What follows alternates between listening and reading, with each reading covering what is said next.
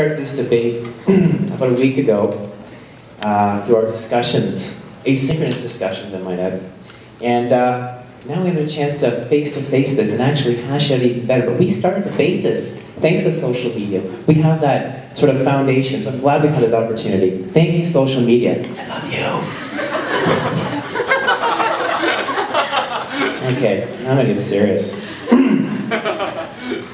As my colleague mentioned, that our contention is that social media doesn't make us lonely. In fact, it actually empowers us to seek out connections that reduce our individual sense of isolation, both professionally and personally.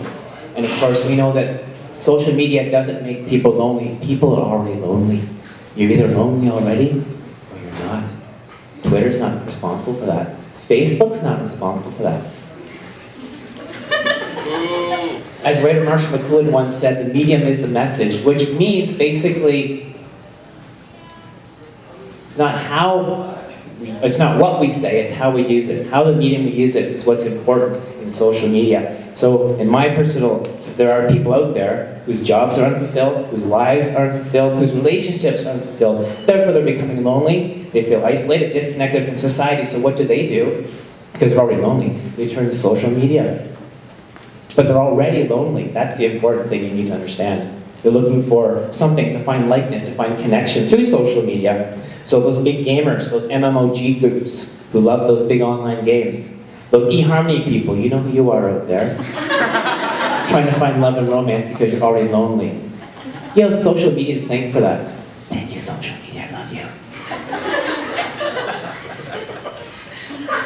But it's no different than what we do in society right now. We actually try and join our groups. So Kiwanis, Lions, these groups, these social service groups, we already try and do in real life. We try and do that through social media, trying to make a difference and contribute.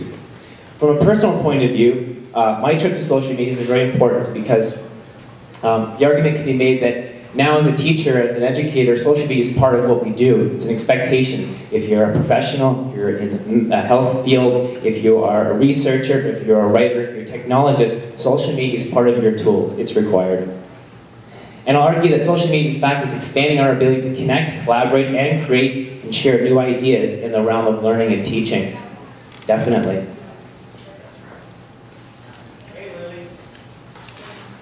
I also want to acknowledge the fact that there's an important, media has allowed us to remove my professional loneliness and barriers that I've had. As a teacher librarian in a very small district with very small librarian numbers, in order for me to connect, I am using social media to meet people I wouldn't otherwise meet.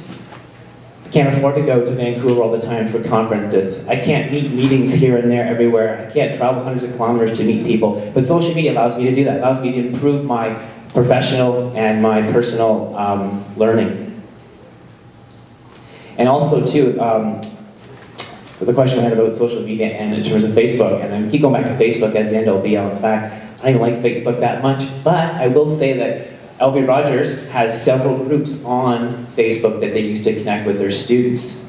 And that has been an important part of meeting, is keeping the conversation going, keeping the connectedness going. So I want to wrap up by saying, in fact, social media is not contributing to loneliness. It's already there. You're already lonely. You are. You're just trying to share with everyone else. So let's use social media for what it's meant to be, is to share and connect, and to not to dwell on what's lonely and what's not. Thank you.